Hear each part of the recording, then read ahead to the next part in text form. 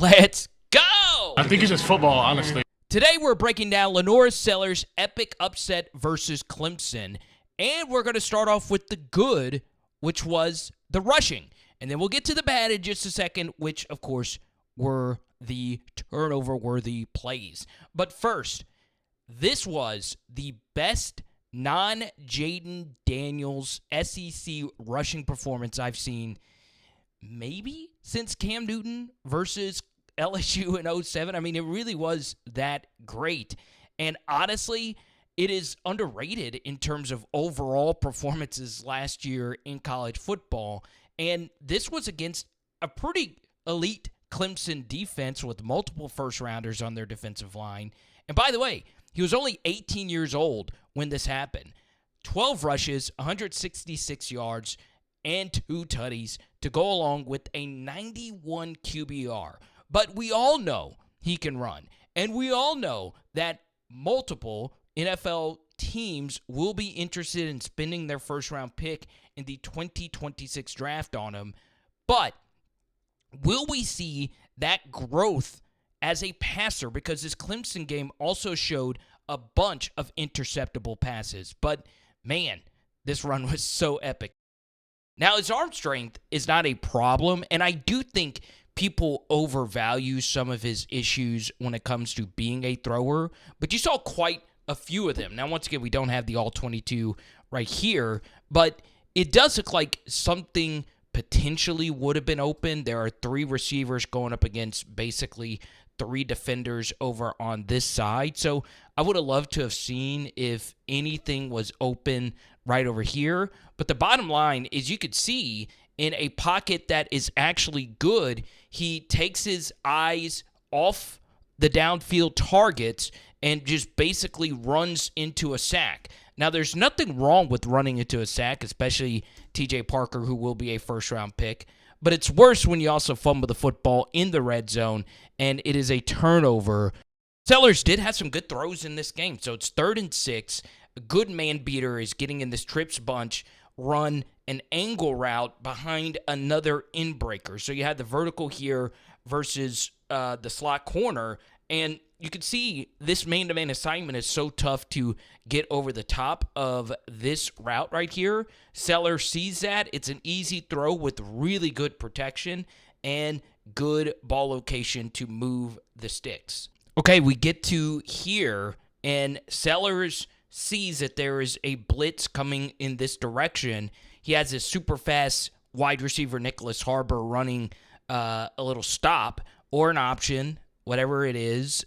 He makes a really good throw. You can make a strong case that this could have been thrown a little bit sooner, but still, that is good quarterbacking, right? Easy pitch and catch. Here's another good throw from Sellers. So they have a defensive end type in a 3-tech versus an offensive guard. That is my favorite matchup when it comes to pass rushing. And the guard gets beat really deep. 99's a long player, and he's in the throwing window. He's trying to throw a slant. So watch what Sellers does.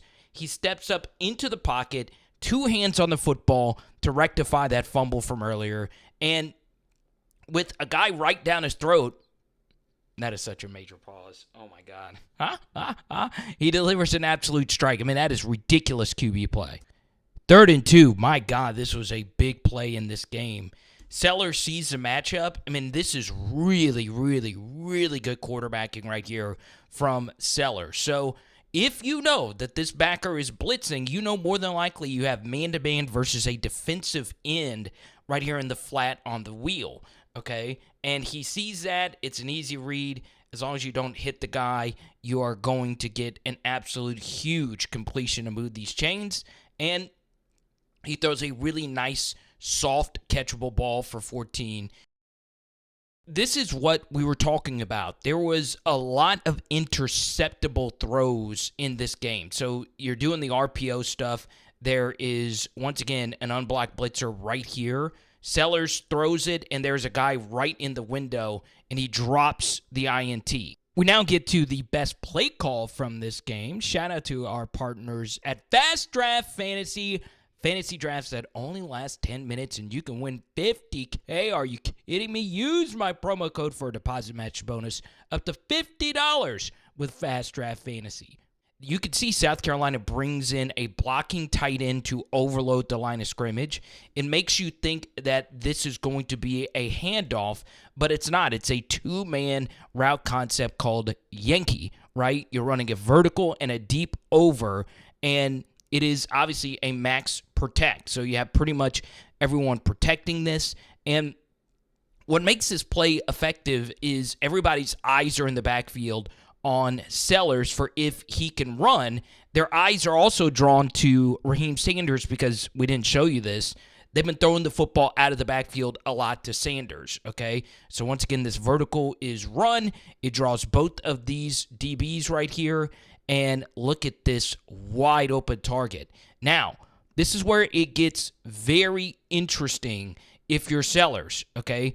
This ball could have been thrown a half a beat sooner, okay? But it is difficult. You got an umpire right there. You want to make sure he's wide open to get this completion.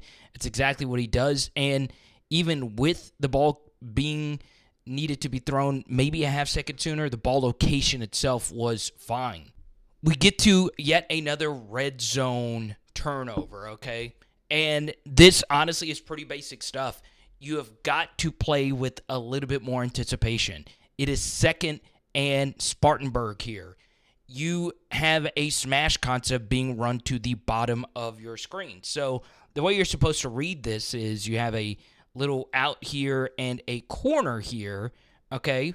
And the corner back, if he sits down on the flat route, this ball should be thrown here, okay? Because it's really difficult with the safety at a leverage disadvantage to get all the way over here. The problem is that Sellers takes way too long to throw this, okay? The timing of this is a little bit off. It all comes down to you QB footwork experts, okay? All of this just needs to be sped up. And you can see he also kind of just guides this football. It's not really a throw. It's just kind of guided in there. This ball has got to be a missile because safeties at this level are so good. And the safety makes one whale of a play, and it is yet again another red zone turnover in this game. 3rd and 4. And, man, this is really bad quarterback play mixed with some bad pass protection, okay? Clemson has actually seen this concept throughout, all right? You're getting in trips bunch, and you're basically running some variation of an in-breaker and another in-breaker being run behind this guy, okay?